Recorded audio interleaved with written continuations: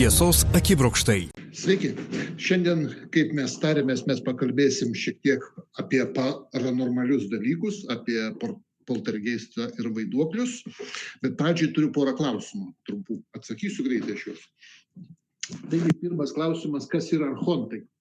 Kas yra archontai?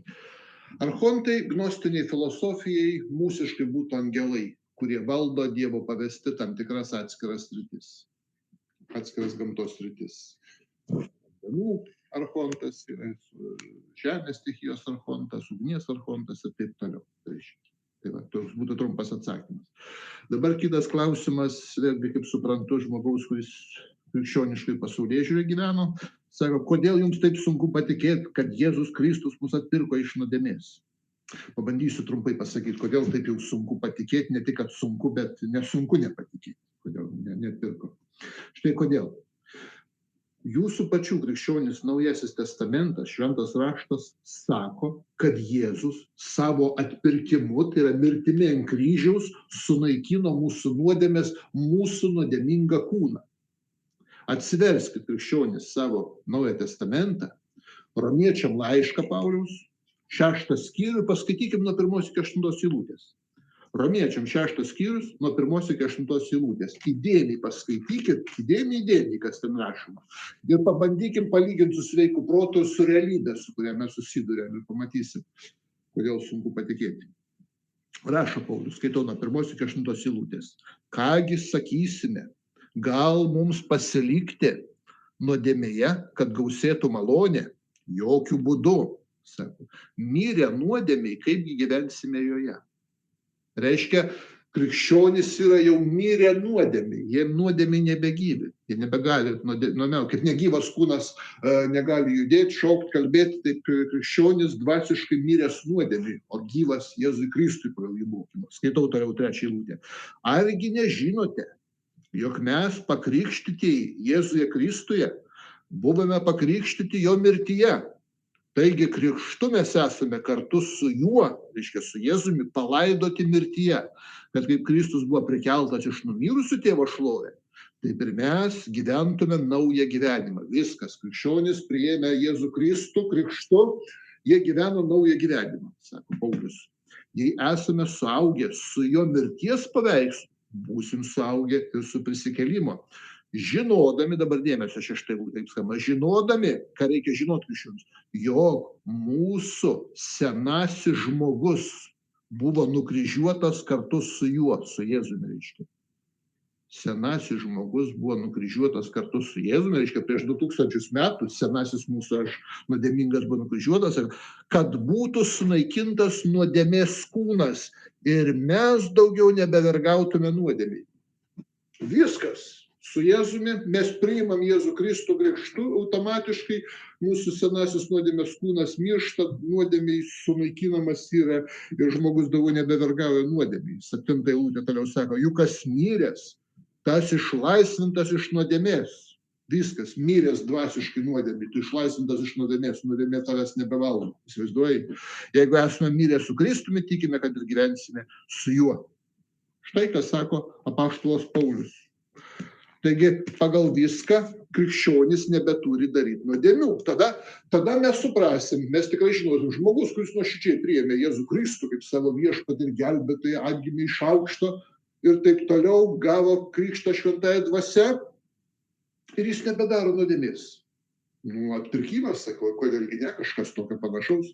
Tuo tarpu, ką mes matom, krikščionis nuodėmiauja ir patys sako, tai iš kiekvienas žmogus daro nuodėmes. Tai kame čia senasis žmogus buvo nukryžiuotas kartu su Jėzum? Kame čia sunaikintos nuodėmės kūnas? Kame čia atpirkimas iš nuodėmių, jeigu krikščionis ir toliau daro nuodėmes? Dar daugiau. Šitam 6 skyriui Paulius papėsi, kad viskas, mes atpirkti nuo nuodėmės, mes nebepavaldus nuodėmiai, mes išlaisvinti iš nuodėmės, senasis aš sunaikintas, nuodėmės kūnas nukryžiuotas, mes nebevergaujam nuodėmiai. Ir žiūrėkit toliau 7 skyriui, pamiršęs, ką 6 prirašė. Žiūrėkit, kai jau kalba visiškai kitokius dalykus. Paimkim Romiečiam 7 skyrių sekantį ir paskaitykim nuo 14 iki 25 eilutės. Dabar žiūrėkit, Paulius jau visiškai priešingai tam, ką parašė 6 skyriui, dabar jis savo prieštarauja 7 skyriui. Pažiūrėkit. Nuo 14 eilutės iki pabaigos, iki paskutinės 25 paskaitykim, 7 skyrius. Rašo Paulius. Nes mes žinome, kad įstatymas yra dvasiškas, o aš esu kūniškas parduotas nuodėmei. Taigi palauk, Pauliau, tu išlaisvintas iš nuodėmės, viskas, senasis aš tavo sunaikintas, tu čia visiems jau romiečiam parašai ir dabar sakai, kad tai taip įstatymas dvasiškas, o jis, Paulius, yra kūniškas, parduotas nuodėmei. Aš, sako, net neišmanau, ką daras, nes darau ne tai, ko noriu, bet tai, ko nekenčiu. Kaip durnius koks, kaip lunatikas. O jei darau tai, ko nenoriu, tada sutinku, kad įstatymas geras. Tada jau nebe aš tai darau, bet manyje gyvenanti nuodėmė. Ak, taigi rašė išvaduoti iš nuodėmės, sunaikintas nuodėmės kūnas, nebevergauji, nuodėmė priėmė Jėzų krikštu. Sako, manyje gyvena nuodėmė, kuri daro. Ne aš čia darau, čia nuodėmė, kuri manyje gyvena, paėmė darbą. Aš juk žinau, kad manyje tai yra mano kūne, nėra jokio gėrio. Gerą trokš sugebu padaryti, ne. Palaukit, bet ir nusidėjėlis paskutinis dažnai padaro gerą. O Paulius sako, ne, norėtų tai noriu aš gerą, bet padaryti nieko aš negaliu, tai blogą darau. Ir čia žmogus atpirktas ir išlaisvintas iš nuodėmės. Jo nuodėmės kūnas sunaikintas Jėzus Kristus mirtimi. Absurdas kažkoks, pats savo prieštarauja. 19 eilutė sako, aš nedarau gėrio, kurio trokštų, o darau blogį, kurio nenoriu. Jeigu darau, ko nenoriu, tada nebe aš tai darau, bet manyje gyvenanti nuodėmė. Vis tiek darau blogį. Nu ne aš darau, bet čia nuodėmė, kuri gyvena many. Tai kada čia atpirktas nuodėmės? Taigi aš randu tokį įstatymą. Kai trokštų padaryti gerą, prie manęs prilimpa blogą. Juk kaip vidinis žmogus aš geriuosi Dievo įsakymu, bet savo norėse matau kitą įstatymą, kovojantį su mano proto įstatymu ir paverčiantį mane belaisvių nuodėmės įstatymu, kuris mano kūno nariuose. Vargšas aš žmogus, kas išlaisvins mane iš šito mirties kūną. Bet ačiū Dievui per mūsų viešpatį Jėzų Kristų šauktukas. Ir rezimuoja, kame čia dabar, ačiū Dievui. Taigi aš pats protu tarnauju Dievo įstatymui, o kūno nuodėmės įstatymui. Reiškia, net nesugebu padaryti gerą. Protu suprantu, viskas gerai, ką reikia gerą daryti, bet aš nesugebu, nes ne aš čia kaltas, nuodėmė man gyvena. Tai kur ir prieštarauja Paulius šitam 7 skyriui, tai ką tik parašė. 6 skyriui, kur parašė, kad viskas, mūsų senasis žmogus 6 romiečiams sako, sunaikintas, nukryžiuotas kartu su juo, kad būtų sunaikintas nuodėmės kūnas ir mes daugiau nebevergautume nuodėmei. Ir čia patrašo, kad aš vargšas žmogus, darau nuodėmės. Tai kame čia atpirkimas? Tai kaip galime rimtai žiūrėti tokį dalyką apie atpirkimą?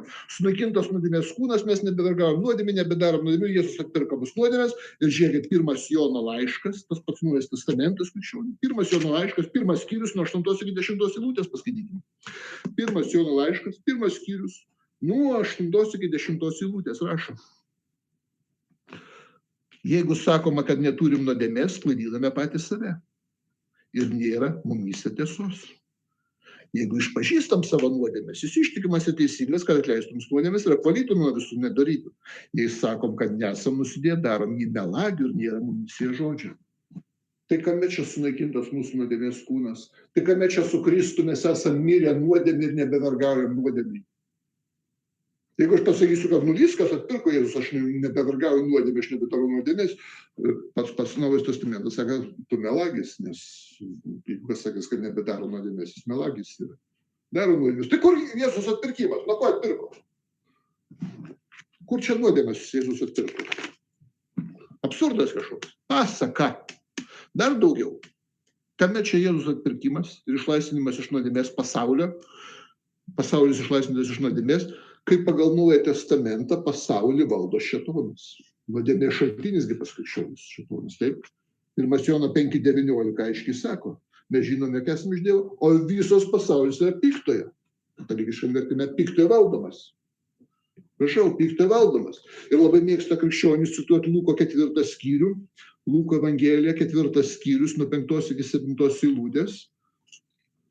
Velnio žodžius, kur sako, tada velnias užvedęs į aukštą kalną, vieną akimirką parodė jam visas pasaulio karalystės. Ir velnias jam tai duosiu tau visą jų valdžią ir šlovę, jos man atiduotos ir kam noriu, tam jas duodu, tai per kurias pagarbinsi, mane visa bus tavo.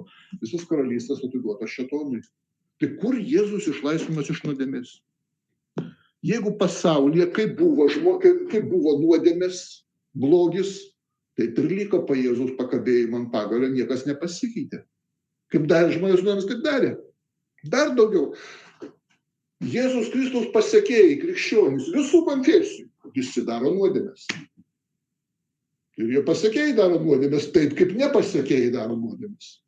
Beje, pasekėjai darė dar tokių nuodėmių, kokių net nepasekėjai, kur budistai nepadarė, ateistai tokių nuodėmių nėra padarę. Inkvizicijos kryžiaus ko tik nepadarė. Kokių baisybių. Dvasininkai, visokie pedofilijos atvejai, paklausykime, kas dedasi su tikėjimu Jėzų, su Evangelijos studijavimu. Kodėl? Nieko tas nedavė atpirkimas. Tai kur čia atpirkimas? Aš nesuprantu pasaką. Visiška teorija, kuri prieštarauja faktams. Atpirkimas yra krikščionių teorija, kuri prieštarauja akivaizdiems faktams.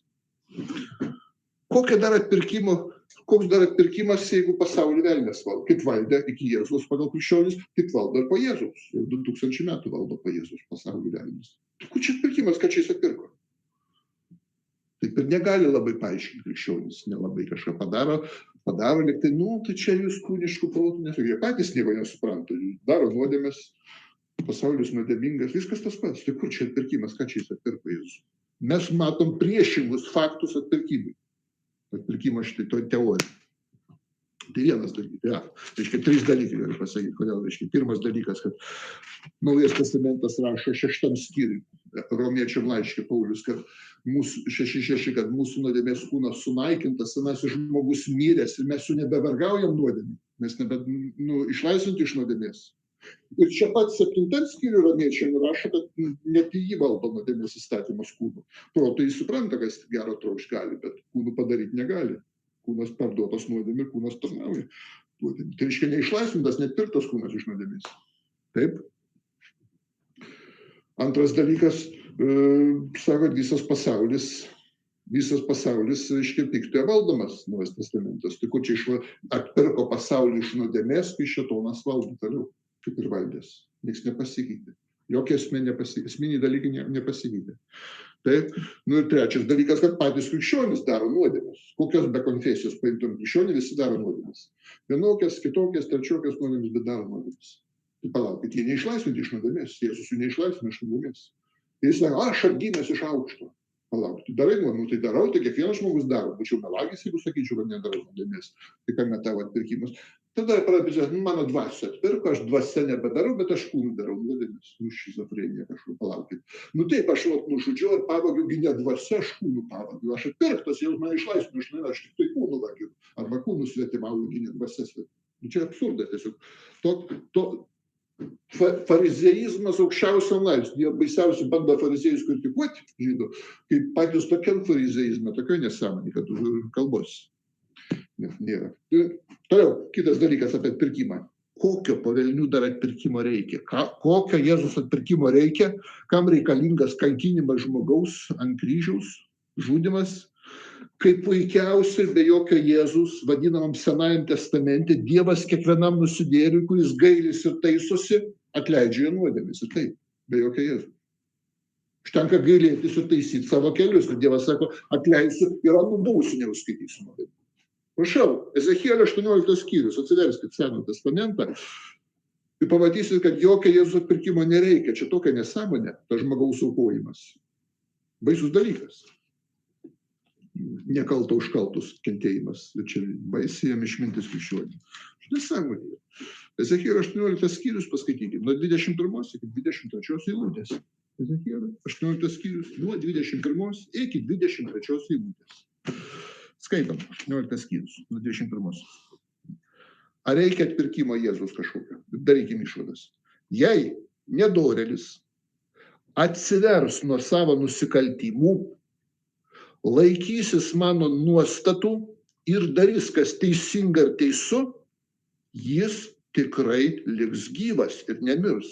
Nereikia Jėzaus. Nebedarai nuodėmės, laikaisi Dievo įsakymą ir viską. Ir nebemirsi, dvasiškai liksi gyvas.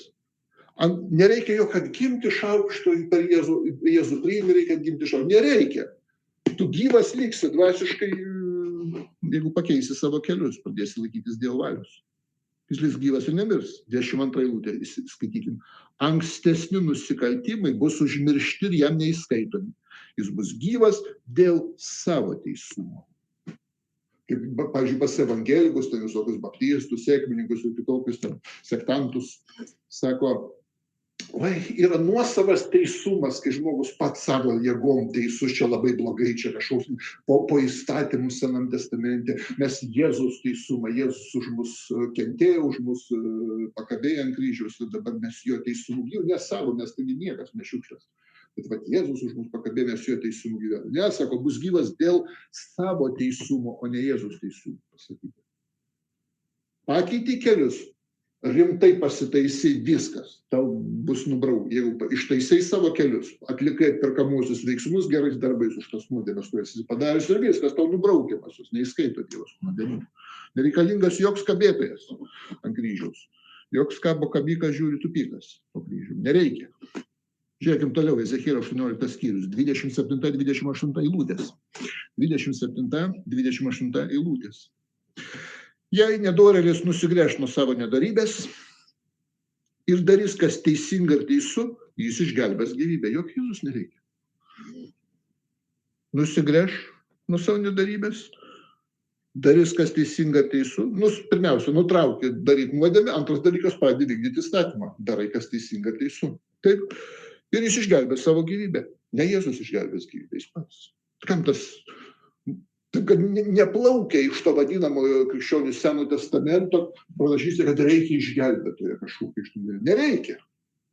Tu pats, tugi ne invalidas, ne psichinis ligonis, ne durnas daiktas, kad oi, ašgi negaliu nevokti. Jeigu Jėzus manęs nežgelbės, aš gyvenu niekaip. Tiesiasi pirštai svetimą kišenę ir gatavą. Tu gal tu psichas, nesveikas. Gerai, Jėzus sakė, nesveikiesiams reikia gydytojų, bet ligoniams. Aš atėjau nesveikųjų, bet ligonių šaukti. Tai jeigu tu ar psichinis ligonis, ar moralinis ligonis, tai gal tau tokia ir reikalinga koncepcija atpirkimo ar Jėzaus koncepcija. Jeigu tu save laikai sveikų žmogum asmenybę, tai tau nereikalingas Jėzus. Jeigu tu neligonis, tai tau Jėzus nereikia. Pats Jėzus tas sakė. Pasižiūrėkim toliau, reiškia 28 eilutė. Kadangi jis, reiškia, nusidėjėlis, susiprato ir atsisakė savo piktų darbų, jis tikrai liks gyvas. Ne, savo pastangom mes negalim savo gyvybės dvasinės išgelbėti, reikia tik Jėzus teisumo, kurį absurdas. Gali, aiškiai pasakyti, štai kokia sistema. Raštas sako, čia dar laikykime, neužverškime Ezechielio 18 skyriaus, paskaitysim dar vieną eilutę, kur čia pasakyta, kad teisusis atpildą gauna ne už Jėzaus nuopelnus, o už savo teisumą. Ne už Jėzaus teisumą pelnytą, bet už savo nuosavą teisumą, o nusidėjėlis pražūna dėl savo nuodėmių. Ir nusidėjėlio nedorybės ir nuodėmės bus ant nusidėjėlio sudėtos, o ne ant Jėzaus nuo nusidėjėlio nuimtas ir ant Jėzaus perduotas, kaip krikščionis. Ne, paskaitykime Ezechielio 18 skyrius, 20 eilutė. Puikiai eilutė krikščionim. Krikščionim aš siūlyčiau įsirašyti raudonų flomasterių ir pasikabinti ant sienos prie lovos. Padaryti atsikėlį ir perskaityti, pamatai. Kad nereikėtų jokių ten ant pagalio kabėtojų. Žiūrėkime. Siela, kuri vietoj kryželio krikščionis, kur pasikabinot, kur kabo lavanėlis ant kryželio. Jūs geriau šitą eilutę įsirašykite ir pasikabinkite. Tikrai suprasit giliau. Siela, kuri nusikalsta, mirs. Miršta tik tai siela, kuri nusikalsta. Taip. Sūnus neatsakys už tėvo nusikaltimą.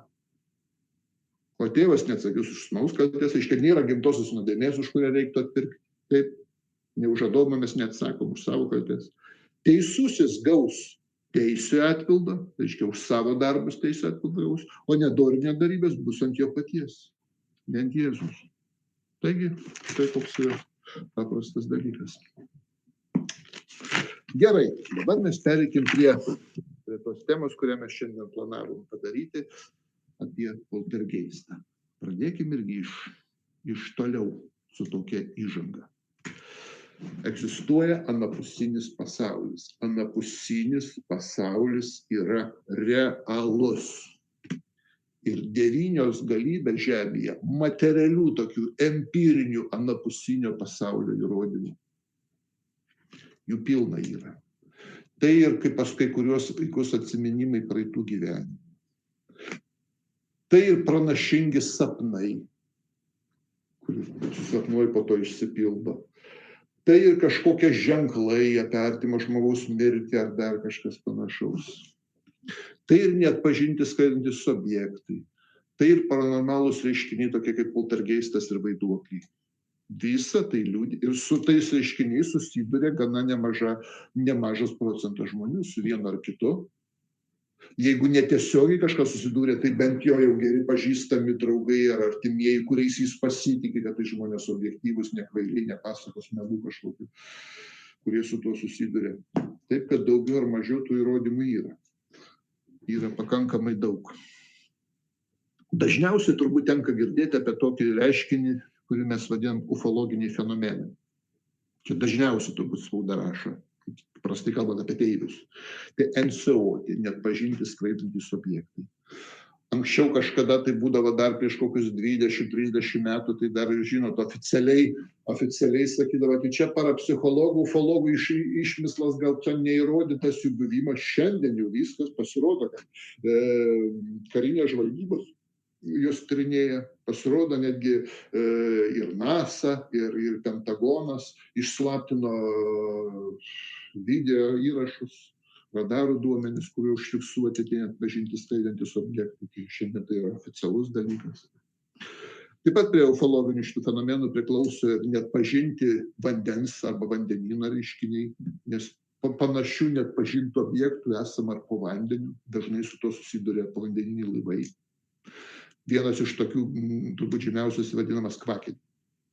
Kvakeriai tai yra, kada radarai povandeninio laivo fiksuoja garsą, kurio po šiai dienai niekam nepavyksta nustatyti jo šaltinį. Tai yra kažkoks keistas garsas. Jis primena kvaksėjimą. Radarai už tai jis pavadina kvakeris. Toks varlės kvaksėjimą primenantis garsas. Jokios priežasties jo niekas negali nustatyti. Buvo visokiausių hipotezių tirta, gal tai kažkokia ten vandens gyvūnai, gyvybė kažkokia po vandeniu, kažkokia žuvis gal leidžia tą garsą, gal tai kažkoks ten po vandeniu dujos kažkokios susikaupusios kažkur iš dugno skiriasi. Niekas nepasitvirtina. Tai yra daug metų tyrė ir niekas nenustato. Linkstama prie to, kad tai yra paranormalus reiškinys. Tuo labiau, kad jisai susijęs su neatpažintais plaukiančiais objektais. Nes NSO ne tik tai danguje yra ir po vandeniu. Taip pat yra regėjimai tam tikrų būtybių, reiškia, kurie žmonės priskiria ateiviams iš kitų planetų. Egzistuoja toks reiškinys kaip kontaktavimai, kai žmonėms kartais pradedama kontaktuoti, pradedama diktuoti įvairią informaciją, neva su jais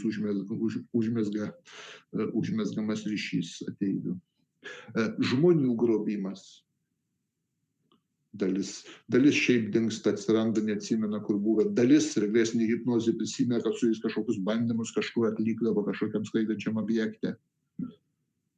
Iš tų pagrobtų daliai būna įsiūti implantai, keistos, nenustatytos prigimties kažkokie labai maži metalinės dalelės. Niekam neaišku, iš kur jos atsiranda, kaip ten po to. Tiesa, dabar pasakysiu labai įdomų dalyką. Čia pats svarbiausias, kad noriu pasakyti, čia iš ufologinės, kaip aš žiūriu į tą ufologiją. Jeigu kalbam apie visus šituos ufologinius reiškinius, mano paminėtus, nėra jokių įrodymų, kad tai ateiviai iš kitų planetų. Nė vieno, net mažiausio įrodymo nėra, kad tai ateiviai iš kitų planetų. Kad jie egzistuoja, tie reiškiniai, jų neigti negalima. Užsimerkti, kaip daugelis pabando užsimerkti. Kaip kažkada prieš NSO užsimerkdavo, neigdavo, dabar oficialiai pripažinta, kad tai egzistuoja, tik neaišku kas. Tyrė žvalgybos ir aukščiausias mokslinės organizacijas, kaip NASA tyrė. Oficialiai paskelbti tyrimų duomenis, stebėjimų duomenis. Prancūzijos karinė žvalgyba įslaptino savo duomenis, kad jinai tyrinėja tos reiškinius. Daugybė. Jungtinių Amerikos valstijų atsargos karininkai, aukšti generolai pasakė, ir Didžiosios Britanijos karinės pajėgos tyrinėjo, stebi tuos dalykus, nepažintus skraidančius objektus. Pripažino. Taip ir su kontaktavimais ir žmonių grobimais. Ir negali to neigti, kai dešimtis tūkstančių žmonių liudija faktiškai tą patį, kad jie su tuo susiduria ir taip toliau, reiškia, ir net užhipnotizuoti tą patį kalbą. Štai koks yra dalykas. To neigt negalima. Bet nė vieno įrodymo, net mažiausio nėra, kad tai būtų ateiviai iš kitų planetų. Nereikia žiūrėti į tai, kaip jie atrodo kartais, kad atrodo, kaip čia skraidantis kažkoks objektas. Nereikia žiūrėti, ką jie kalba, pavyzdžiui, kontaktuotojams, kuo jie apsimeta. Nebūtinai yra tuo, kuo jie dedosi, ir nebūtinai yra tuo, kuo jie atrodo. Tai labai svarbus dalykas. Ašgi netgi imu pačių ufologų. Tos hipotezės, ufologija irgi yra tam daug hipotezių, kas tai yra net pažinti skraidantys reiškiniai, kas tam dalykas. Ne visi jie sako ufologai, kad čia ateiviai. Nors apie 60% tik ufologų mano, kad tai ateiviai iš kitų planetų. Aš imu pačių ufologų, žymių tokių ufologų. Pavyzdžiui, Jenny Randles yra Jungtinės karalystės ufologė, garsi labai, viena iš tokių vedančiųjų Jungtinė karalystė ufologų, kuri vis dėlto prisilaiko nuomonės, kad tai gali būti ateiviai iš kitų planetų, bet imu jos aprašytų ir ištyrinėtų atvejų, kurie rodo ir veda prie minties, kad ateiviai gali būti ne tuo, kuo jie atrodo, ir ne tuo, kuo jie sakosi. Vat aš paskaitysiu iš tos Jenny Randles knygos Ateiviai tikroji istorija, jos knyga, reiškia, yra išversta į lietuvių kalbą, reiškia tekstą. Pavyzdžiui, kaip atrodo ateiviai kartais. Štai, imu tekstą ir pabandysim paskaityti.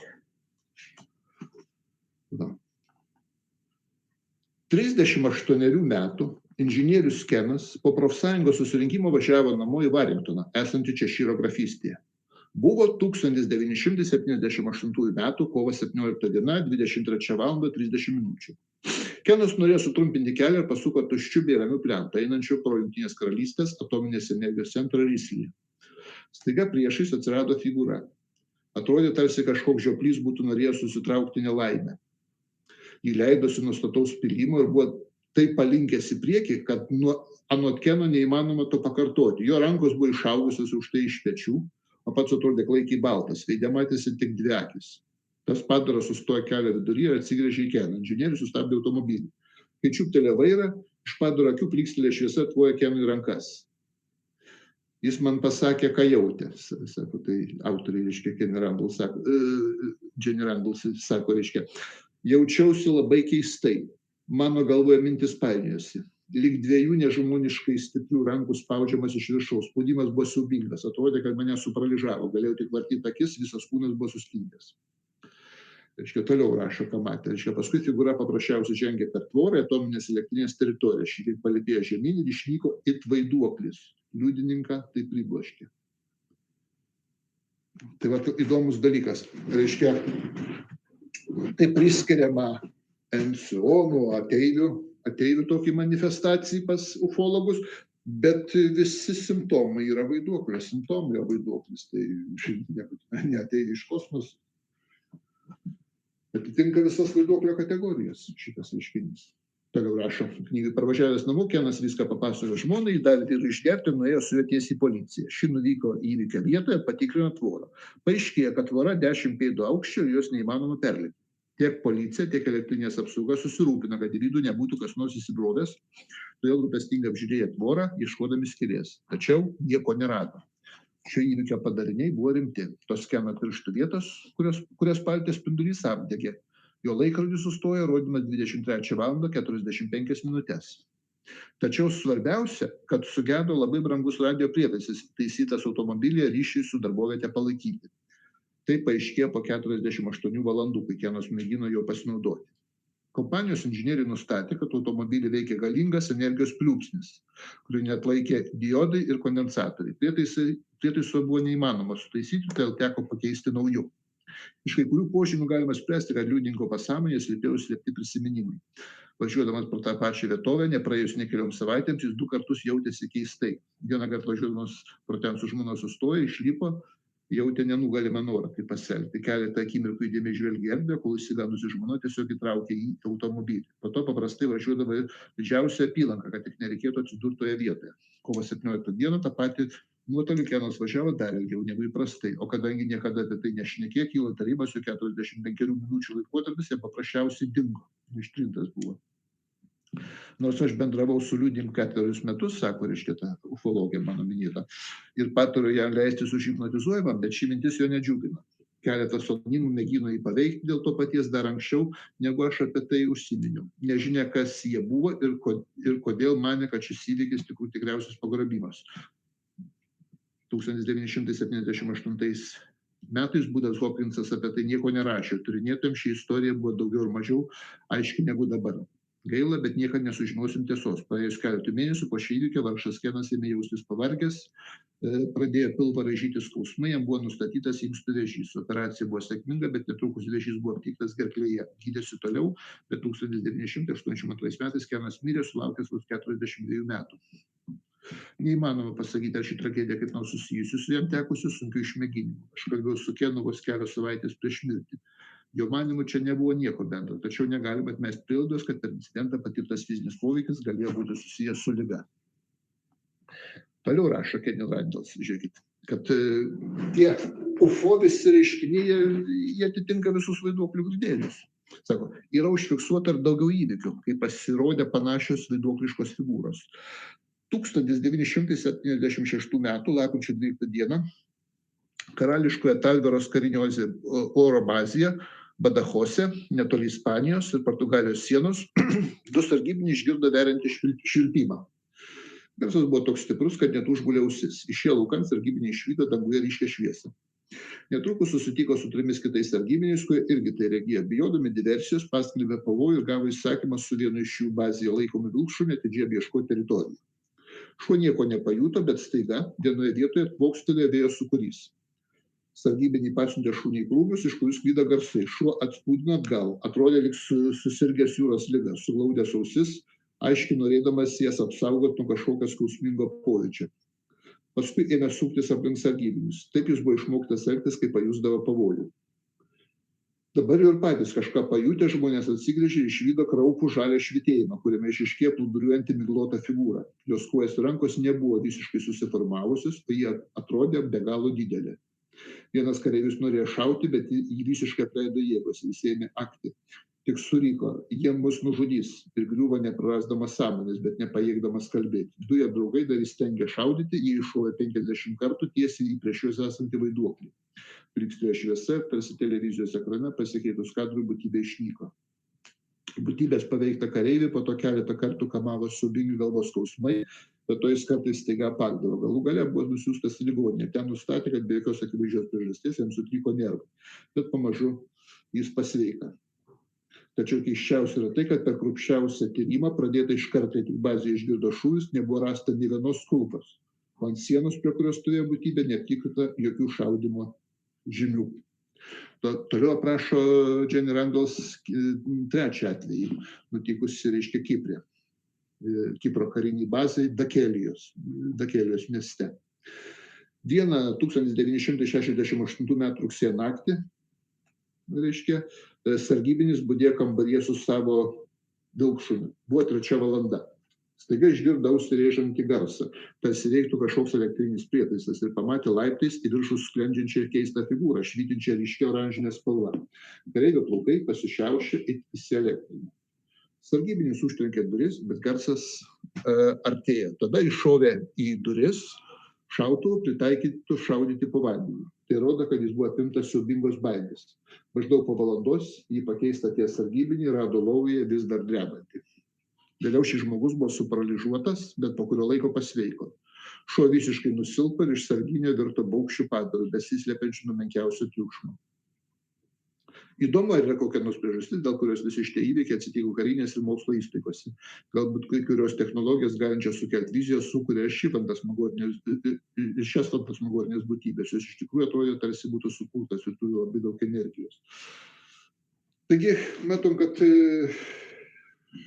UFO tie fenomenai kartais būna labai vaiduokliški. Kur aš dabar lenkiu? Pasakodamas apie šitos atvejus, įvykiai Česyro grafystų Jungtinėje karalystėje, įvykiai Telavero Ispanijai, įvykiai Kiprė Dakelijai. O taigi, kad tie visi NSO, ateivių fenomenai, kontaktavimai su ateiviais, žmonių grobimas, tokių lūstų mikročipų įsiuvimas į žmogų, nėra ateivių iš kitų planetų apraiškos. Kad tai būtybės tos pačios prigimties, kurias mes aptinkam kaip poltergeistą, kaip vaiduoklius, esančius čia žemėje. Na, aš sakau, kad tai yra dvi rūšys, yra mirusiųjų sielos ir angelai. Tai to įrodymas. Jeigu mes skaitysime senovinės kronikas, pamatysime, kad šitie reiškiniai vykdavo visada, visais laikais, ne tik mūsų laikais, ne tik istoriškai. Iki pat tų laikų, kur tik tai aprašymai kažkokia prasideda kronikas, mes jų rasim tai vienur, tai kitur. Ir Egipte rasim aprašymų, ir senovės Graikijai. Štai pats garsiausias Aleksandro Makedoniečio kariuomenė matė tuos keistus ugninius ratilus skraidančius, reiškia, ir senovės Babilonė, ir senovės Indijai, ir viduramžių Europai. Daugybė atvejų. O jeigu mes pažiūrėsime įvairių tautų mitologijas, pamatysim folklorą, pamatysim, kad visi šitie reiškiniai šiek tiek mitologizuoti, sufantastinti, bet jie atsispindi. Ir jie sumaišyti su vaiduokliais, su poltergeistais, tie UFO reiškiniai. Šiandien juos vaizduoja, žmonės mato kaip mažus žalius žmogeliukus. Senovės Skandinavijai matydavo kaip trolius, reiškia, Meksikoje ar Centrinėje Amerikoje matydavo ikhalus, tos vadinamus, reiškia, Šiaurės Prancūzijai fionai, Malaizijai bunjaniai ir taip toliau, čia tas pasireikšdavo. Netgi vėlgi paskaitysiu tos pačios Jenny Randalls knygai, kad matytumėm, reiškia, kad čia panašios būtybės yra, kaip ir mitologija aprašytos, tie visi vadinamieji ateiviai. Paskaitysiu, reiškia atvejį tokį, kurį priskiria NSO ufologai. Reiškia, čia pirmą kartą šitas įvykis buvo dokumentiškai patvirtintas Alesdor Alpino Magregoro 1937 metais. Reiškia, tai atsitiko, reiškia, iš 37 metų dokumentuotas, bet pasakoja apie įvykius 1912 metais, Mako saloj prie Škotijos krantų. 2 berniukai, žaisdami pajūrį, pamatė keistą valtį. Pajūrį prisiartino 2 mažos būtybės žaliais drabužiais, valtį buvo mažutė moteris ir šuo, kurio dydis derėjo prie moters. Bet mūsų mastais jis atrodė žiurkės dydžio. Būtybės laisvaangliškai ir gališkai klausinėjo berniukus apie jų gyvenimą, po to davė jiems duonos, kurie atrodė kaip graikiškas riešutas.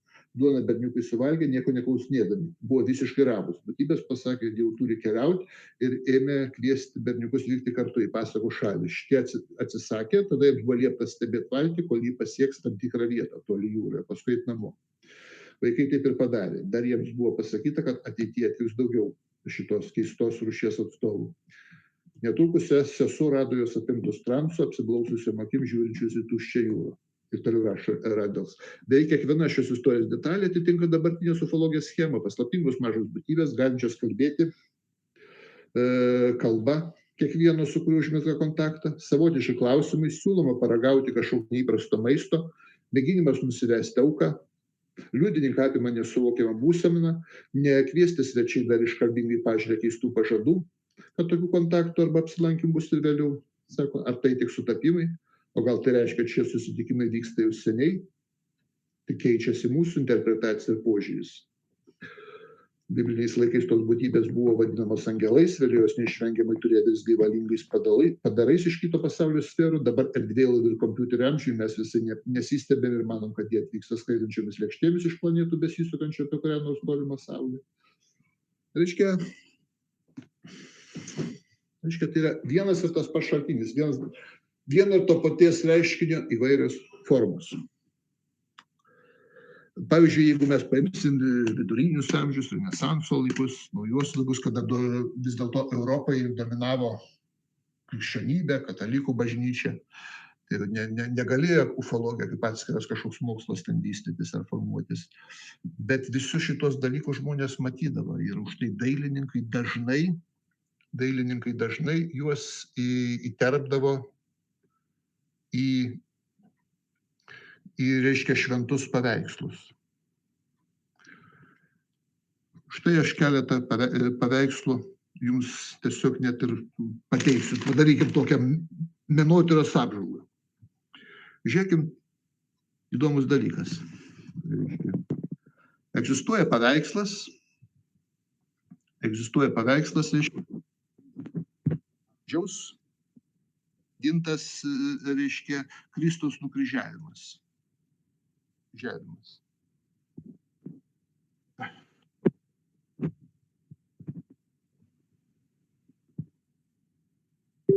Į grupę.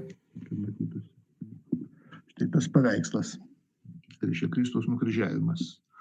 Jis yra Gruzijoje, kaip dabar vadinasi Sakartvelas, Gruzijos mieste Mskete, Svetihovelio vienuolyno cerkvėj.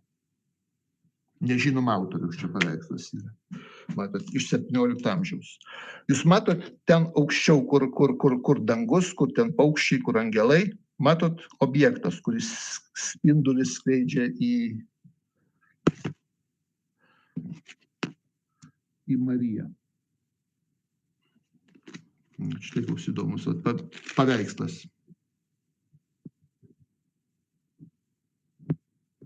Žiūrėkim, aš jums atsiūsiu.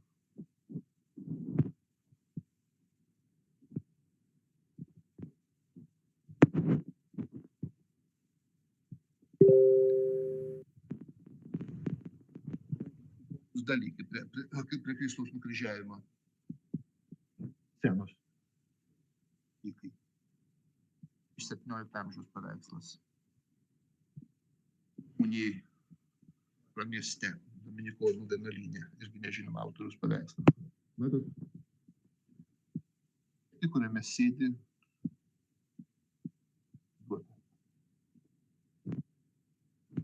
galais, dar vienas paveikslas atsiųsiu.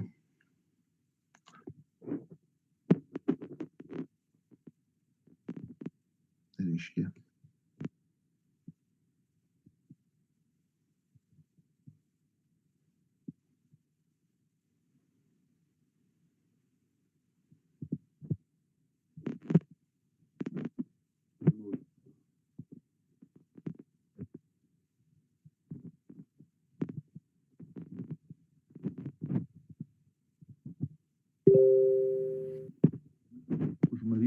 Reiškia, yra tarsi kažkoks skraidantis objektas.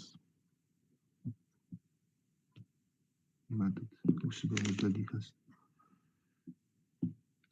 Žiūrėkim dar vieną. Senoviniai paveikslai. Prašau.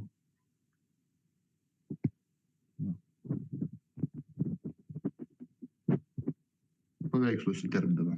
Matot, danguje objektas. Objektai 2. Dešiniai ir kairiai. Matot. Kaip tai paaiškinti iš religinės pusės? Niekaip. Šiandien iš ufologinės pozicijos mes puikiai suprantam, kas tai yra. Reiškia, žiūrėkit dar vieną atvejį.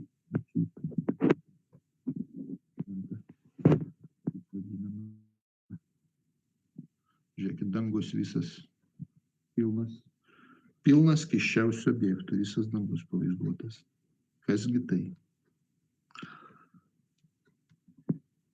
Na, dar atsiųsiu vieną atvejį.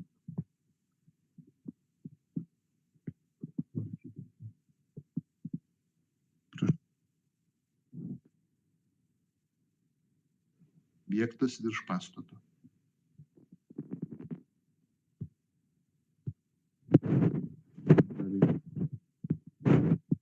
Dar vienas Kristaus nukryžiavimo paveikslas.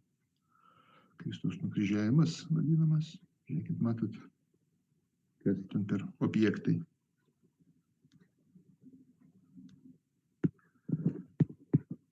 Čia aš keletą, tik tai kaip pavyzdį keletą paveikslų, reiškia, parodžiau. Čia yra keli paveikslai. Čia, kaip sakiau, reiškia 17 amžiaus paveikslas, Kristaus nukryžiavimas iš Gruzijos, Msketo miesto Cvetikovelio vienuolyno cerkvėj, nežinoma autorius. Dar yra paveikslas, atsiunčiu paveikslą, kuris vadinasi Izraelį pasitik viešpačiu, irgi 17 amžiaus, jis yra Rumunijai, Sikšvaro mieste, Dominikonų vienuolyne, kaip sakiau. Dar atsiunčiu paveikslą Sniego stebuklas, tapytas tarp 1428 ir 1432 metų. Dailininkas Mazolino da Panicale. Čia vaizduojamas įvykis, kuris įvyko 4 amžiuje Romai, kai karštą rugpjūčio dieną pradėjo snigti, kris sniegas, karštą rugpjūčio dieną, ir netirpo tas sniegas kurį laiką. Pavaizduota, matot, kaip įdomu. Dar atsiunčiau Gobeleną Metų triumfas iš 1538 metų. Jisai saugomas Vokietijos Bavarijos muziejui. Taip pat atsiunčiau dar vieną paveikslą Madona su šventuoju Giovannino iš 15 amžiaus. Autorius Dominiko Gvilandajo. Taip pat atsiunčiau Kristaus paėmimas į dangų iš 1710 metų. Flamandų dailininko Arento de Galdario, kuris yra Rembrandto mokinys, šitas saugomas Kembridže. Paveikslas yra. Taip pat atsiunčiau Kristaus nukryžiavimą iš 1350 metų paveikslas. Šitas paveikslas saugomas pagrindinės serbų vienuolyno Visokyje Dičanai, reiškia, cerkviai Kosovo Respublikoje. Ir atsiunčiau apsireiškimas Marijai su šventuoju Emidijum iš 1486 metų, dailininkas Karlo Krivelį. Tai čia tik tai dalis, jeigu paimtų, čia 10 tokių paveikslų yra. Čia tik tai tokius labiausiai tokius krentančius į akis, kelis atsiunčiau, reiškia. Taigi matom, kad šitie reiškiniai jie visada vyko. Tai dabar įsivaizduokim, jeigu čia dabar Anso, sako, atvyko ateiviai, tai pastoviai jie vyksta, kaip geležinkelio stoty. Kiekvienam šimtmetis pilna jų yra, vyksta. Toliau kitas dalykas rodo, kad čia ne ateiviai, o būtybės iš paralelinio čia esančio pasaulio išnyra. Kaip pasirodo, pavyzdžiui, Anso. Jo nėra, nefiksuoja radarė ir staiga tarsi iš nieko išdygo kažkoks tenai diskas ar švyturys, kurį fiksuoja radarai. Jeigu atskrenda iš kažkur to, tie radarai jau kaip asteroidą kokį iš toli pradėtų fiksuoti, ar ne, ir astronomai pastebėtų. Ne, jis atsiranda čia žemėje kažkur, atmosferai iš niekur tarsi. Pasisukioja, paskraido kažkur ir vėl dingsta. Tai neišskrenda kažkur į kosmosą, ar tolyn nuskrenda, bet dingsta tiesiog, tarsi eina į paralelinę tikrovę. Tai akivaizdžiai rodo, kad šitie visi dalykai yra tas pats irgi iš vaiduoklių ir poltergeistų. Tai va, tą ir noriu pasakyti, visi ufologiniai reiškiniai kartu su vaiduokliais, su poltergeistais yra tos pačios paralelinės tikrovės, esančios šalia mūsų apraiškos, kurią įvairios religijos tą tikrovę vadina dvasinis pasaulis. Tai yra dvasinio arba anapusinio pasaulio įrodymai. Kas tie apvalūs ten švyturiai tokie, kaip Anso vadinami? Būtybės. Angelas taip vaizduojamas, visada yra Biblijai. Ir panašiai. Tai šiandien, kaip sakiau, mes visų tų anomalių reiškinių nenagrinėsime, labai plati sritis. Šitas visus anomalinius reiškinius nagrinėja 2 mokslai, kurie neturi oficialaus statuso, bet jie turi pagal mokslininkų skaičių, kurie užsiema tuo, tai lenkia net kai kurios oficialius mokslus. Tai vadinasi parapsichologija ir ufologija. Bet visko mes šiandien nagrinėsime, aš šiandien paimsiu tik tai vieną sritį iš anomalių reiškinių, trumpai reiškia, kurią aš geriausiai išmanau. Tai yra poltergeistai ir vaiduokliai. Pirmiausia, kas yra poltergeistas? Tai yra reiškinys, kurio priežasties negalima paaiškinti jokiais natūraliais dalykais ar jokių mokslų, gamtos mokslų, nei fizika, nei cheminė, nei biologija, nei astronomija, nei dar kokiais kitais dėsniais. tiesiog kaip priežastis yra nesuvokiama. Jo atlikimas ir priežastis prieštarauja žinomiems gamtos dėsniams. O kas yra veiksmas, kuris prieštarauja gamtos dėsniams? Teologijai tai vadinasi stebuklas. Ir kadangi tikrai nemaža dalis žmonių tiesiog ir netiesiog yra susidūrę su paranormaliais reiškiniais, pavadinkim taip, jie susiduria su stebuklu, taip pat stebuklai egzistuoja. Ir tai yra anapusinio pasaulio įrodymai, materialūs, apčiuopiami. Tiesa, šitie mokslai dirba kitaip negu kad įprasti mokslai. Paėmė kažkokį, pavyzdžiui, biologiją. Paėmė kažkokią ten gyvą būtybę ant stalo, pasidėjai, pjaustai, tyrinėjai, darai bandymus su juo ir nagrinėjai, papastoji. Dar kartą pakartot nori bandymą, pasigavai kitą tos rūšies agentūrą ir vėl tą patį tyrinėjai, atlieki tą patį. O čia matot, kadangi tai yra sąmoningos būtybės, pasaulis yra daug aukštesnis, tas neregimas, daug protingesnis už mus, tai yra sąmoningos būtybės. Jos nesiduoda, kaip bandomas triušis ar jūros kiaulytė tyrinėjimas. Jos pasirodo, pasižiūrė, kada nori, kur nori, kaip nori. O čia visai nesenas atvejis turkai buvo Izmiro mieste paranormalūs reiškiniai, vadinamas užsidegantis poltergeistas. Gal keli šimtai, virš 300 užsidegimų savaiminių būtė ir aplink būtė ir panašiai, ir kieme, reiškia. Matė ne tik tai, kad tie žmonės, kur gyvena, bet ir kaimynai ir žurnalistai atvažiavo. Bet kada atvažiavo iš televizijos valstybinės nufilmuotos dalykus, užsidegimai vyksta, bet vyksta tai šone, tai už nugaros užsidega, bet niekada į kamerą. Arba dar geresnis dalykas, man teko reiškia vienos grupės, kuri tyrinėja paranormalius reiškinius poltergeistą, buvo įrašytas ir audio, ir video įrašai. Nepaprastai gerai ištirtas būtent vykęs poltergeisto atvejis, incidentas, kas parvažiavus iš įvykio vietos namo atsiverti užrašus, tuščia, dingęs raštas, dingęs užrašymai, tuščias naujas sąsiuvinis lygęs. Tai dingo, išgaravo rašalas visas, kuris buvo ant popierių. Visi audio ir video įrašai tušti ištrinti. Dar įdomesnis dalykas, kad tik tai fragmentus, 4 žmonės dalyvavome tame tyrinėjimo portugalize, tik fragmentais kažkokia miglota atmintis net ištrinta buvo. Taip kad jos kontroliuoja, už tai jos veikia kitaip. Jos pačios leidžiasi patiriamas ir tiek leidžiasi, kiek jos pačios nori, kada nori leidžiamas. Už tai čia visiškai kito pobūdžio tyrinėjimas. Plus, kadangi tai vyksta tie pasireiškimai atverčiantis aukštyn visus fizikos, ar chemijos, ar biologijos dėsnius, ar aerodinamikos. Tai žodžiu, tai negali, stebuklas nesutampa su šiuo tyrimu. Už tai jis išsipaišo, iškrenta iš to oficialaus mokslo. Tai yra kita mokslo sritis visiškai negu kad gamtos mokslai. Tai ufologija ir parapsichologija yra mokslas, bet jos savotiškas mokslas.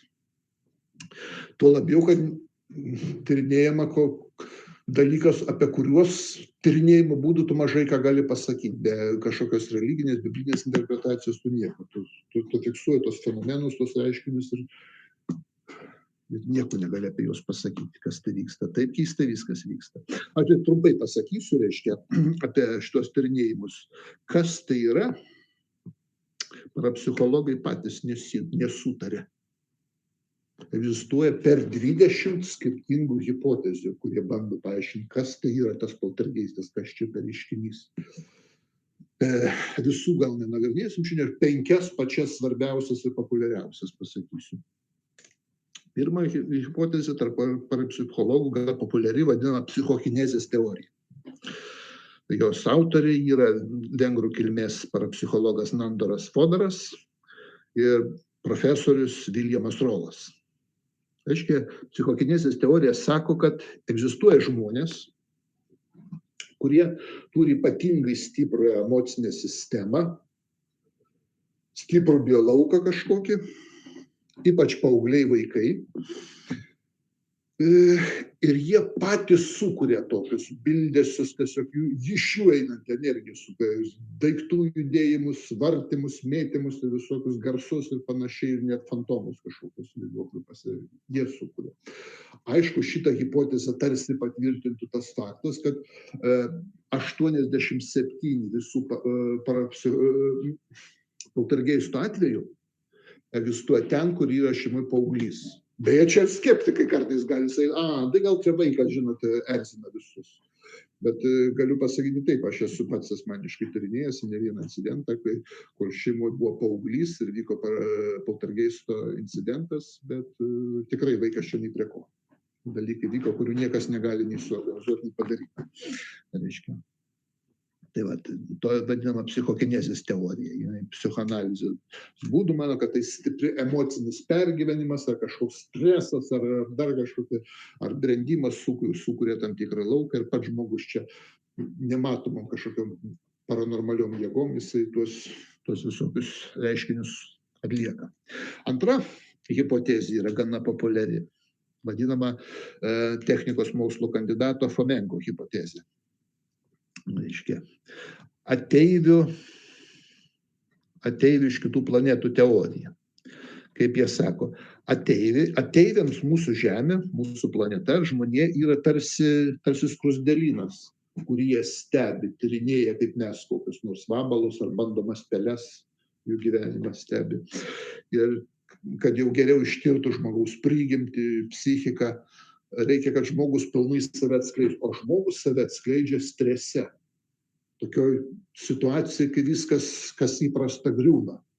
Nes šiaip žmogus turi, išmoksta visuomenį kažkokių taisyklių, normų kažkokių ir gyvena, bet kai jiems sukelia stresą, kad visa griūna įprasta pasaulėžiūra, vis smarkiai išsigandęs, panikoj kažkokioj, ir tada jis parodo savo tikrą veidą ir ateiviai stebi, fiksuoja tos bandymus. Tai nėra kažko žiauraus, tai mokslininkas irgi su jūros kiaulyte irgi elgiasi. Tai nuo komfortiško gyvenimo, nuo maisto atitraukia staigi metai kokį šaltą vandenį. Pažiūrėti ir stebi, kokia reakcija bus, kaip tai atsilieps jos dauginimosi procesui, mitybos procesui ir panašiai. Tai kažkaip taip panašiai ir, sako, ateiviai tyrinėja mus kaip vabalus. Trečia hipotezė yra paralelinio pasaulio teorija. Kad, sako, mes suvokiam tik labai mažą realybės dalį, labai mažą tikrovės fragmentą. Didžioji dalis tikrovės mūsų pojūčiams neprieinama, mes tiesiog jos nefiksuojame. O šalia mūsų egzistuoja kitas pasaulis, kitos gyvybės formos, tokios pat kaip Žemė, gal jos supratingesnės, gal ir kvailesnės kai kurios, įvairovė tų, bet mes jų nejaučiam. Mes dalį jaučiam, pavyzdžiui, kai kurios vabalus, paukščius, gyvūnus, žmonės jaučiam, bet kai kurių protingų būtybių, kai kurių gyvūnų, bet mes nejaučiam. O tai egzistuoja. Kartais išlenda į mūsų realybę, pasirodo, papokštauja kaip sniego žmogaus ar ten čiupakabros pavidalu kažkokiu, kartais papokštauja kokie nors tenai, sakykime, vaiduokliai paaugliai su žmonių pagąsdina, pabilda kažką. Toks pasityčia pajuokauja. Čia tiesiog egzistuoja paralelinis pasaulis. Mes savo gyvenam, jie savo, kartais iš to paralelinio pasaulio vyksta pagąsdinimas kažkoks arba kontaktas. Toliau yra bažnytinė hipotezė, kaip vadinama. Bažnytinė hipotezė paprastai remiasi, čia visi velniai ir demonai, kaip tai gundyti žmonės ir gąsdinti ir atitraukti juos nuo Dievo. Trumpai ir aiškiai, ta bažnytinė hipotezė juoką sukelia, nes kiek man tekę yra matyti, šventinimo visų konfesijų, ir pravoslavų, ir katalikų, ir musulmonų, ir visiškai neveikia. Poltergeisto praktiškai neveikia. Labai retais atvejais. Gal 1,8% su šventimo atveju, poltergeisto atveju, reiškia tik tai šiek tiek sumažinę arba išnyko po to.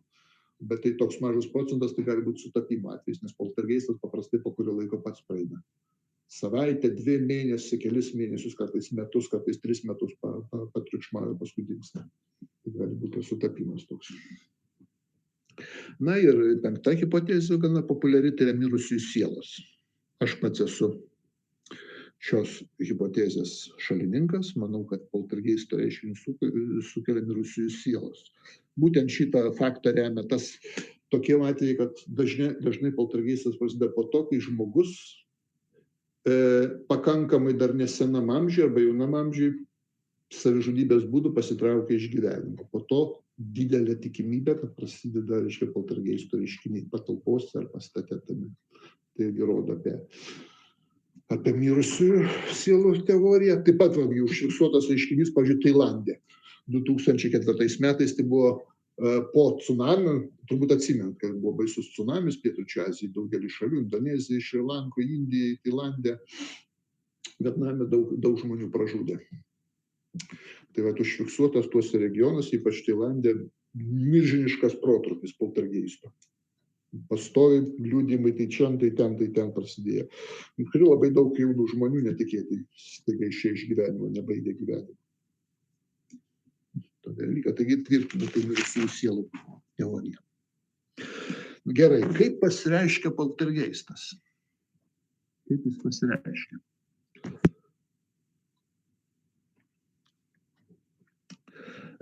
Pirmiausia, tokio akustinių pavydalų dažnai būna. Įvairūs garsai patalpose.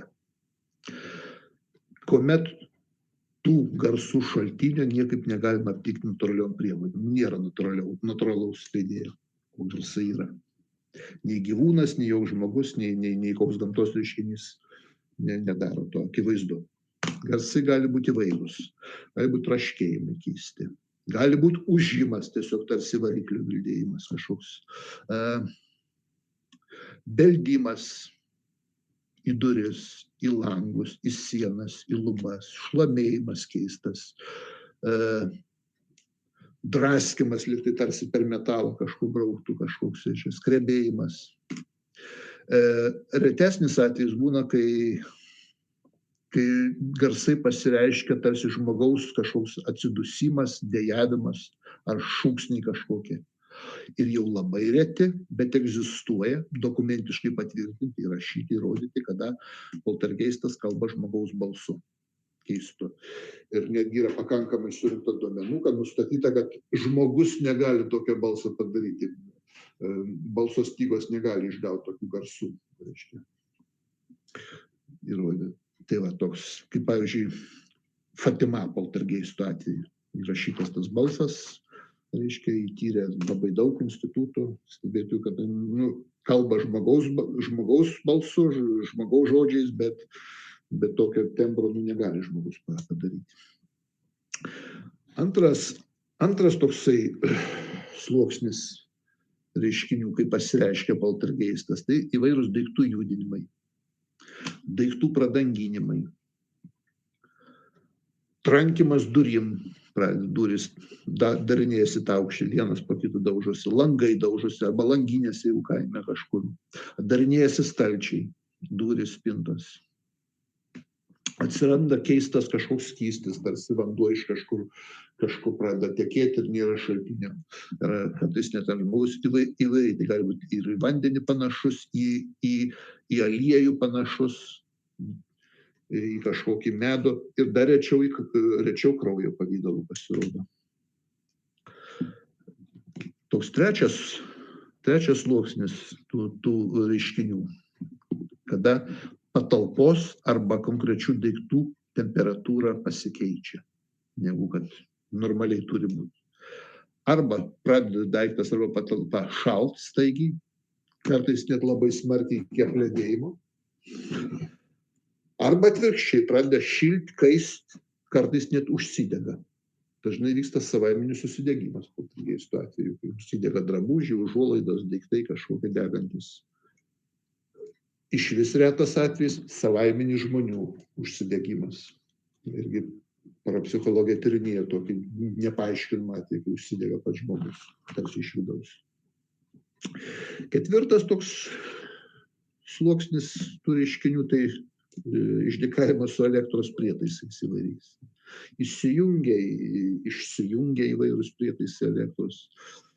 Be jokios mygtuko paspaudimo užsidega lempos paprasčiausiai ir taip toliau. Reiškia. Daug parapsichologų mano, kad žmogui poltergeistas nepavojingas. Aš šitai kategorijai nepriklausau. Aš manau atvirkščiai, kad poltergeistas gali būti net labai pavojingas. Tiesa, yra užfiksuota net video atveju, kaip, pavyzdžiui, poltergeistas meta į žmogų peilį, bet peilis kažkur sustoja pusiaukelėje ir nukrenta ant žemės, nepasiekia žmogaus. Yra tokių atvejų, reiškia, bet tai nereiškia, kad visi poltergeistai yra nepavojingi. Yra irgi puikiausiai dokumentuota ir patvirtinta atveju, kuomet poltergeistas žmogų ir smarkiai sudaužo ir sužaloja ir taip pat yra netgi užfiksuota istorija atveju, kai netgi sukelia mirtį žmogaus. Turbūt garsiausias toks atvejis būtų Bell Witch, reiškia, Bell raganos poltergeistas. Kam bus įdomu, galėsit pasidomėti, paskaityti literatūros įvairios, pažiūrėti kažkokių ten dokumentinių, rasit įrašų. Parapsichologija Ghislaine Sherwood, reiškia, net yra pastebėjusi, kad neretai poltergeistas aktyvėja. Pradžiai prasideda tokiom prastom, švelniom formai, bet po truputį vis labiau aktyvėja, kol pasiekia piką jau ten, iš viso jau gyventi neįmanoma ir paskui jis iš viso pranyksta, dingsta. Reiškia. Ir todėl būtent jos sudarytas poltergeisto aktyvumo laipsnių lentelė praktiškai beveik visuotinai paplitus yra tarp parapsichologų, tarp tyrinėtojų to reiškinio. Jos pirmas laipsnis mažiausias vadinasi sensorinis poltergeisto aktyvumas. Atsiranda kažkokie keisti kvapai, dažniausiai nemalonūs, patalpoje be priežasties. Pojūtis ne vienam žmogui, bet keliems žmonėms, kad kažkas patalpoje yra. Tiesiog nieko tarsi neužfiksuoji, nei pasikeitimų kažkokių, nei mėtymų daiktų, nei triukšmų, bet tu jauti, kad kažkas yra patalpoje ir jauti ne vienas. Gyvūnai jaučia ypatingai katinai jaučia šunys, kad kažkas egzistuoja, kad kažkas stebi. Po to, po kurio laiko jis perauga į aukštesnį laipsnį, antrą laipsnį, reiškia, aktyvumą, jį vadinasi komunikacinė stadija. Pasigirsta jau balsai, kažkokie dejavimas, gali būti balsas kažkoks šalto toks oro dvelksmas patalpoje, labai nemalonus šaltis, tarsi vėjas iš niekur praeina. Dažnai tai būna laiptais lipant, reiškia, aukštyn ir žemyn, arba į rūsį kokie eina toks. Bet tokia, ne tai, kad šaltis, bet toks deginantis, labai nemalonus šaltis, tarsi šaltų vandenį apipiltų. Tada pereina į trečią aukštesnį aktyvumo stadiją, vadinamą fizinę stadiją. Kada žmogų paliečia, žmogų pradeda liesti, jaučia žmogus prisilietimus, pradeda junginėtis elektros prietaisai, pradeda judinti arba daužyti duris, langus, jie pradeda daužyti, skalatuotis į šalis daiktus, mėtyti, keisti vietą jų, reiškia, padėjai taip ir paskui matai, kad perdėtas daiktai, nors niekas neperdėjo, reiškia, tų daiktų į šalis. Toliau gali perėti į ketvirtą laipsnį, dar aukštesnį, vadinamas jau tikslingas gąsdinimas.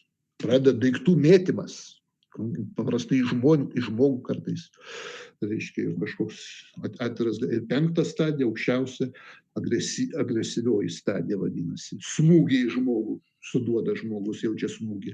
Jeigu jis kažkur užlipa ant kėdės ar ant kokių kopėtėlių, pastoja jį nustumt gali, kažkas jaučia, skausmingas kažkokias, išnybimas kartais iš žmogų, įkandimai, net kandimo žymės iš niekur atsiranda, įdreskimai sudrasko, pavyzdžiui, reiškia, kraujas ant sienų, ant grindų pasirodo ar ant lubų. Atsiranda gąsdinantis įrašai. Kaip, pavyzdžiui, man jau minėto Fatima poltergeistų Tomske atveju ten užrašyta: Javas būtų kristyta parom, aš jūs tuoj krikštysiu su kirviu. Reiškia, visi persigando šeimoje, reiškia. Žmogaus susargdinimas atsiranda. Ir paprastai po to gydytojas niekaip neranda kažkokios tai konkrečios ligos ar priežasties. Kaip jau sakiau, poltergeistas nėra šiuolaikinis reiškinys, jis egzistavo visada, visais laikais, kiek mes pažiūrėkim, kad ir 355 metais Bingene prie Reino. Reiškia, yra prašymų, kad kažkokia nematoma jėga pradėjo mėtyti žmonės akmenis, naktį tiesiog išmesdavo, ištrenkdavo iš lovų ir kėlė kažkokį keistą, nepaaiškinamą garsą, labai nemalonų. Sunku, niekaip nesupratau, iš kur tas garsas eina. Tai buvo toks reiškiniai, šimtai žmonių su to susidūrė yra. Yra metraštis, pavyzdžiui, Geraldo Kambriečio metraštis, reiškia, ta kronika vadinasi Itinerarium Cambria iš 1191 metų. Aprašo, kad Pembrokšyre kažkokia netyra dvasia mėtė daiktus ir purvą. Aukštiniai žmonės plėšė kartais nuo žmonių drabužius, kalbėjo žmonių balsu apie jų intymes nuodėmes ir paslaptis. 1661 metais čia visą Angliją sudrebinęs buvo Tedvarto Drameris, reiškia, Tedvarto būgnininkas. Tai poltergeistą tą vadina, reiškia, kuomet pats vienas būgnas mums sėdavo, nors niekas jį nedaužydavo, o aplinkui skraidydavo kėdės, judėjo lovas su miegančiais žmonėmis, buvo girdimi garsai, tarsi kažkokio drėskimo per metalą. Reiškia, iš 1698 metų New Hampshire, Jungtinėse Amerikos valstijose, reiškia, tuo metu dar nebuvo Jungtinės Amerikos valstijos, reiškia, bet Anglijos kolonija, reiškia, buvo Tūlas Džordžas Waltonas, tai jo namą kelis mėnesius tiesiog iš eilės kiekvieną dieną nematomą jėgą bombardavo akmenimis, sunkiais daiktais mėtydavo, reiškia. Ta matė 10 žmonių, reiškia, ne tik tai jo šeima, bet ir kaimynai to miestelio ir panašiai. Jau vėliau, pavyzdžiui, 1850 metais Normandijoje buvo toks atvejis, kai 34 žmonės su kunigu Tineliu priešaky kreipėsi į teismą, kad jų namuose Sidevilio mieste prasidėjo, reiškia, keisti dalykai. Beldimai keisti, baldų judėjimai, antklodės miegant nutraukimai. Bet jie, aišku, manė, kad čia kaltas toks Feliksas Torelis, kuris praktikavo magiją, čia jis matyt kažką prieš šamanimą, dėl to ir kreipėsi dėl to į teismą. 34 žmonės vis dėlto. Netgi, pavyzdžiui, paranormalių reiškinių tyrinėtojai, toks Michaelas Grossas ir Colinas Wilsonas, net sudarė specialią antologiją. Joje aprašyta tokių garsių virš 1000 poltergeistų atvejų, tokių garsesnių, aš sakau garsesnių, reiškia, nes egzistuoja garsus poltergeistų reiškiniai, kurie kažkaip paplinta tą informaciją, žmonės sužino visam regione, ir net visoje valstybėje, ir net pasauliniu mastu žino apie tuos. Bet yra poltergeistų, kurie tyliai vyksta ir niekas nežino, kad jie vyksta, nes dalis žmonių tiesiog paprasčiausiai niekur nesikreipia, jie tyliai apie tą atvejį. Vieni bijo, kad bus išjuokti, iš jų įsityčios. Teko man irgi tyrinėti atvejį, tai tokia močiutė pas ją namuose poltergeistas buvo, jinai bijodavo savo davatkų parapijai, nes sakys, kad aš gal labai nuodėminga, kažkokia bloga žmogus, kad čia pas mane čia velniai kažkokia ten atsirado, kol pas kitus nebūna pas tave. Tai įvairios priežastys, dėl ko žmonės dažnai tyli. Tai išgarsėja tik tai atskiri atvejai. Reiškia. Toks garsus atvejis yra Anglijoje vykęs, vadinamas Borley Rectory poltergeistas. Reiškia, tame pastate, ten klebonija buvo anglikonų dvasininko ir mirė Haris Bulas, anglikonų kunigas 1927 metais, ir po pusmečio ten prasidėjo baisi velniava. Reiškia, išgarsėjęs ne tik Anglijoje, bet ir pasaulinė turbūt garsą įgijęs tas atvejis. Kitas yra labai garsus atvejis, visuotinai išplitęs, reiškia, Rosenheimo poltergeistas.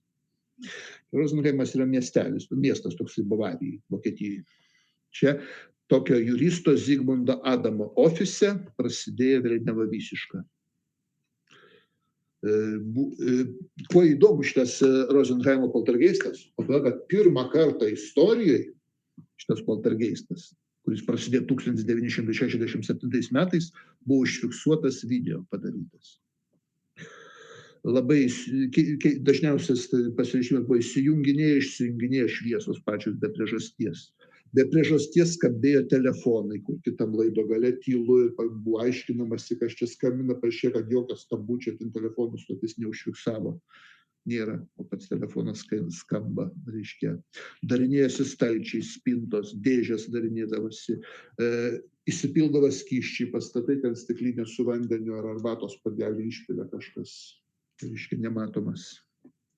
Reiškia, susiję buvo ten su sekretorė tokia dirbusi, reiškia, tas poltergeistas. Kai tik ten įeina į patalpą, prasideda velniava. Kai jos nėra patalpoje ramiau. o kai iš viso išėjo iš darbo ir liovėsi tame ofise tie reiškiniai. Laikraščio Deutsche Post, reiškia, reporteriai patys darė, reiškia, žurnalistinį tyrimą. Ir jo patys jie nustatė, kad be priežasties per 5 savaitės virš 600 skambučių tokių įvyko, keistų, kai niekas iš tikrųjų neskambina. O 1967 metų spalį iš viso be priežasties kambary vienu metu sprogo visos lemputės. Buvo kelios lemputės, visos vienu metu susprogo ir iškiau. Toks vat. Kitas labai garsus poltergeistas irgi turbūt pasaulyje išgarsėjęs yra irgi Anglijoje, Enfieldo poltergeistas. Apie jį turbūt galite rasti ir dokumentikos, ir dokumentinių filmų, ir aprašymų. Jis vyko 1977 metais prasidėjęs. Taip, kad pasaulyje šitos reiškinius, konkrečiai poltergeistą, tyrinėja daugybę mokslininkų ir šiaip entuziastų. 10 000 žmonių.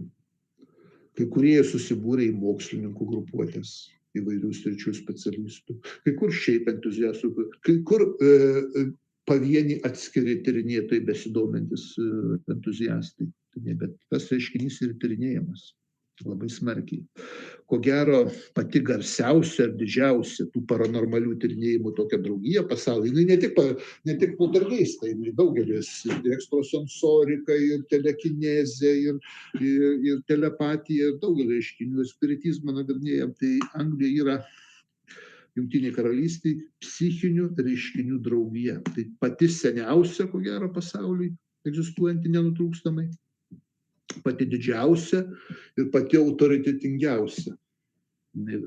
Galėsit pasidomėti, kas netingėsit, The Society for Psychical Research.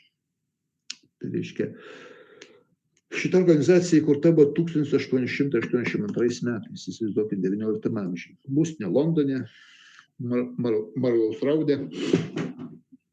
Reiškia, per visą istoriją jį priklausė labai daug žymių, garsių.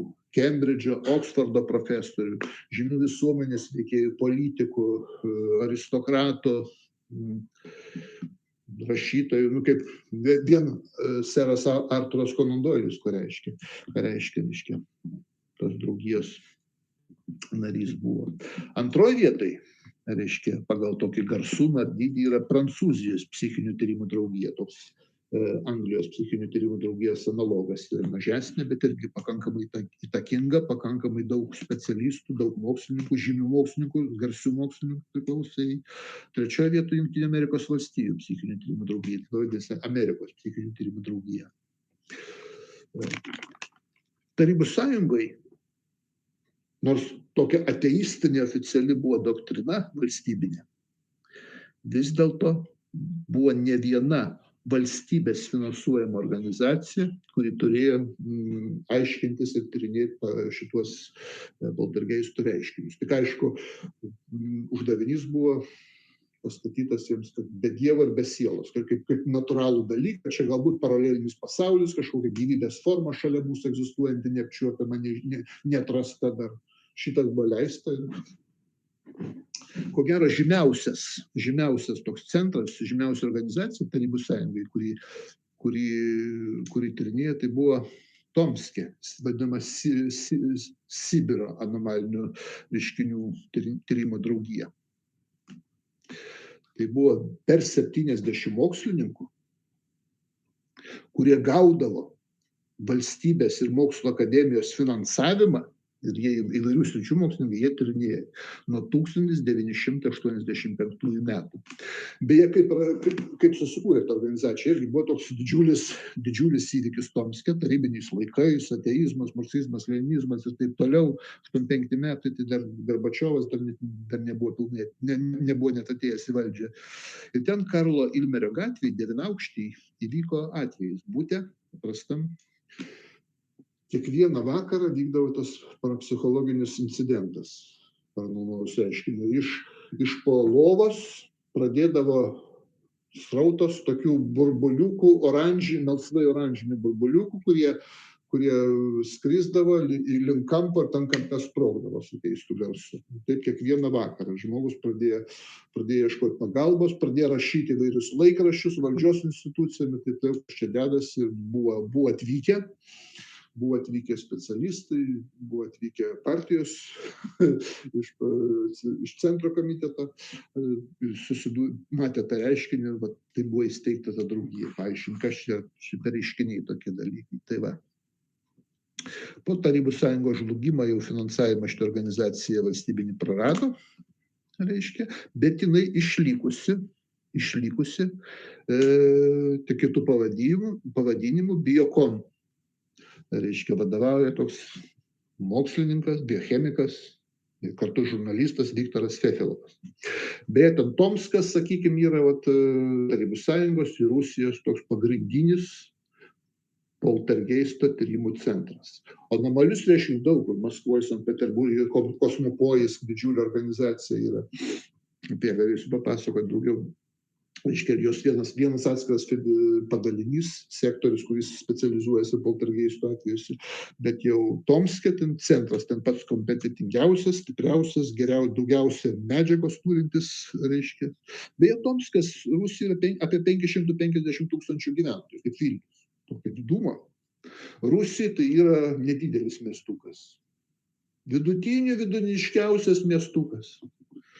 Lietuvoje kokia Utena, sakykime, būtų maždaug, nes Rusija tai 18 milijoninių miestų yra. Miestai, kur daugiau kaip milijonas gyventojų. 18 miestų yra. O kai kurie, kaip pavyzdžiui, Maskva vien oficialiai 13,5 milijono gyvena, arba Sankt Peterburgas oficialiai 5,6 milijonai gyventojų. Tai ir milijonas Rusija, jeigu ten nėra tas didelis miestas. O čia 500 milijono, tai žinoma, bet toj srity, sakykim, poltergeisto tyrime, tai ten yra grandai, ten pagrindinis centras. Na, jie irgi laikosi, Fefilovas laikosi tos Fomenko teorijos, kad čia kažkokios aukštesnės iš kitų pasaulių gyvybės eksperimentas, tyrinėja, kaip žmogus elgsis streso situacijams, kad pažinti jo tikrą veidą, tikrą prigimtį ir panašiai ryškiau. Tai va. Kaip jau minėjau, kita tokia rimta organizacija Kosmopojis, kas ypatingai buvo aktyvi, kol Viktoras Černobrovas vadovavo. Dabar po jo mirties jinai šiek tiek sumažėjo jos aktyvumas, bet dar pakankamai stipri. Ir pati didžiausia ten Rusija kurta organizacija, bet jie apskritai visus anomalius reiškinius. Daugiausia tai yra patogeninės vietas, paleozonas tyrinėja, NCO reiškinius, mažiau jie poltergeistą ir vaiduoklius nagrinėja, bet yra atskiras sektorius, kaip sakiau. Faktiškai iniciatyvą garsus šitai organizacijai Kosmopojus, kad atsirasti, davė garsus tuo metu Tarybų sąjungai rašytojas Viktoras Kazancevas, labai garsus rašytojas. Šitai organizacijai priklausė netgi 2 labai garbus Tarybų sąjungos kosmonautai. Pavyzdžiui, Georgijus Grečka, 2 kartus Tarybų sąjungos didvyris kosmonautas buvęs kosmose. Kitas buvo Georgijus Beregavoj, irgi kosmonautas ir aviacijos generolas leitenantas, irgi 2 kartus Tarybų sąjungos didvyris. Tai va, žodžiu labai rimtas ir stiprus reikalas. Tyrimų yra daug, jeigu paimtum, pavyzdžiui, Anglijos psichinių tyrimų draugijos sukauptą medžiagą nuo 19 amžiaus, kiek ten yra, į Kembridžo universitete saugomi tomai tos medžiagos. Bet kaip jau sakiau, parapsichologija nėra oficialus mokslas, nes dėl to, kad pirmas dalykas, objektas, nors jis egzistuoja, bet jis parapsichologija negali paaiškinti. Vis dėlto, kad paaiškinti šitos dalykus, vis dėlto turi kreiptis į teologiją, kaip konkrečiai į šventą raštą, kad galėtum suprasti, kas ten per reiškinį, kas ten per dalykai. Nes be to, kaip jau sakiau, dėl pavojingumo, tai be abejo pavojingumas. Garsusis, mano minėtos Fatima atvejais, ten irgi, kaip jis išgarsėjo, tai irgi turbūt šitos organizacijos Fefilovo pastangomis. Svietlai, toks gyvenvietė miesteliukas, netoli Tomsko yra, Bet ten daug daugiaaukščių, devynaukščių vienam vyko vienoj šeimoj. Tie poltergeistų reiškiniai prasidėjo viskas nuo beldimo į duris, o paskui tai iš viso.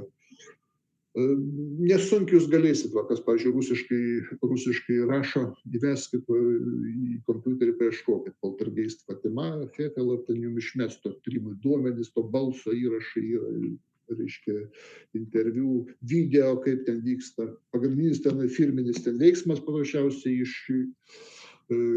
išimt duris iš vyrių ir nutrenkti kažkur į kambario gilumą. Numesti ir judinti, mėtyti tas duris, aišku, kirvį mėtyti. Paprasta šeima, vyras vairuotojas maršrutinio autobuso, žmona dirba telefonų stoty dispečerė, du vaikai, vienas jau ruošiasi į armiją, kitas dar moksleivis. Ir prasidėjo. Bet tyrimai parodė, kad jau šitas reiškinys jau buvo gerokai anksčiau, pirmame aukšte veikė, bet tik žmonės niekam nesakė, tik daug vėliau užgarsėjęs, pasakė, kad pas juos buvo, bet jie tylėjo. Reiškia, vis daug kur.